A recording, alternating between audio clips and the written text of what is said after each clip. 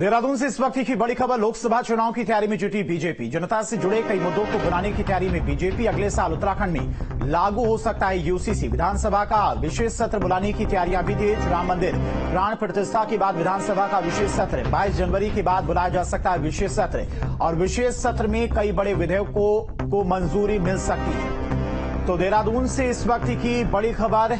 लोकसभा चुनाव की तैयारी में उत्तराखंड बीजेपी जुट गई है। जनता से जुड़े कई मुद्दों को भुनाने की तैयारी में बीजेपी की तरफ से रणनीति बनाई जा रही, प्लान बनाया जा रहा है।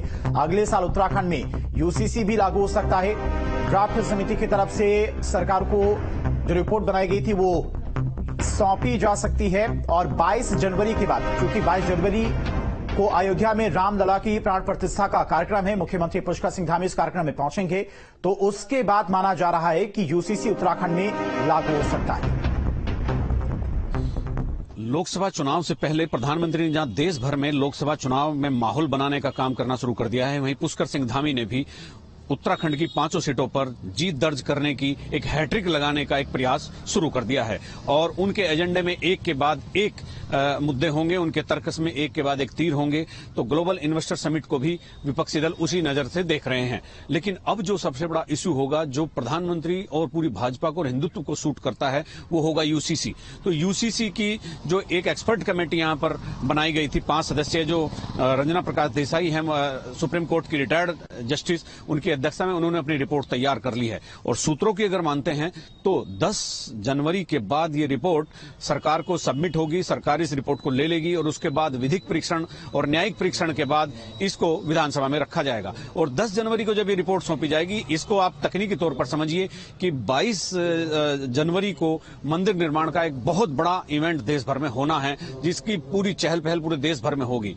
और इससे पहले यूसीसी की एक रिपोर्ट सरकार को मिलेगी, और इसके मंदिर निर्माण के, मंदिर से जुड़े हुए उस बड़े उत्सव के बाद एक स्पेशल सेशन बुलाकर यूसीसी की इस रिपोर्ट को विधिक परीक्षण के बाद विधानसभा में रखकर लोकसभा चुनाव से ठीक पहले पूरे देश के मूड को चेंज करने की एक कोशिश होगी। और ये धामी सरकार इस पर काफी दिनों से काम कर रही है।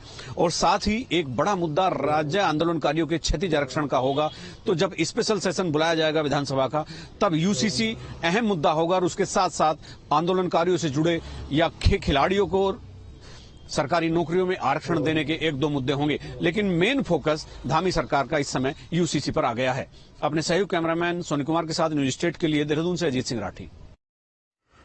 और चलिए इसी खबर पर तमाम और जानकारी के साथ में अजीत राठी हमारे साथ जुड़ गए हैं। अजीत, क्या कुछ प्लान है बीजेपी उत्तराखंड की तरफ से 2024 के लोकसभा चुनाव को लेकर? कौन कौन से बड़े मुद्दे हैं जिनको लेकर रणनीति तैयार की जा रही है? देखिए, आपको याद होगा कि जो ग्लोबल इन्वेस्टर समिट है, वो भी एक तरह से विपक्षी दल उसी बात का हिस्सा मान रहे हैं कि लोकसभा के लिए नैरेटिव तैयार हो रहा है। आप जानते होंगे कि पूरे देश भर में तमाम ऐसे मुद्दे प्रधानमंत्री नरेंद्र मोदी अपना साथ लेकर चल रहे हैं, अपने एजेंडे में लेकर चल रहे हैं, जो लोकसभा को प्रभावित कर सकते हैं। उत्तराखंड में भी ये उत्तराखंड का इशू नहीं है केवल, उत्तराखंड में भी यूसीसी लागू करने का मुद्दा है, वो भी प्रधानमंत्री का ब्रेन चाइल्ड है। और चूंकि ये एक छोटा राज्य है, भाजपा शासित राज्य है, यहाँ पर यूसीसी को प्रयोग करके देखे जाने की बात है, ताकि लोकसभा चुनाव से पहले इसको लागू कर दिया जाए और लोकसभा में इसकी क्या रिएक्शन आती है, लोग इसको कितना स्वीकार करते हैं, ये भी देख लिया जाए। क्योंकि भारतीय जनता पार्टी जिस विचारधारा पर राजनीति करती है, उससे यूसीसी आने से उनको फायदा ही होगा। और यूसीसी पर पूरी तरह से फोकस अब मुख्यमंत्री पुष्कर धामी ने कर दिया है। और सूत्रों से जो जानकारी मिल रही है कि 10 जनवरी के बाद कभी भी वो रिपोर्ट सरकार को सबमिट हो सकती है। उसके बाद जितना ठीक है, यानी कि लोकसभा चुनाव से पहले एक बड़ा मुद्दा यूसीसी उत्तराखंड में लागू करके बीजेपी इसका फायदा उठाने की कोशिश करेगी।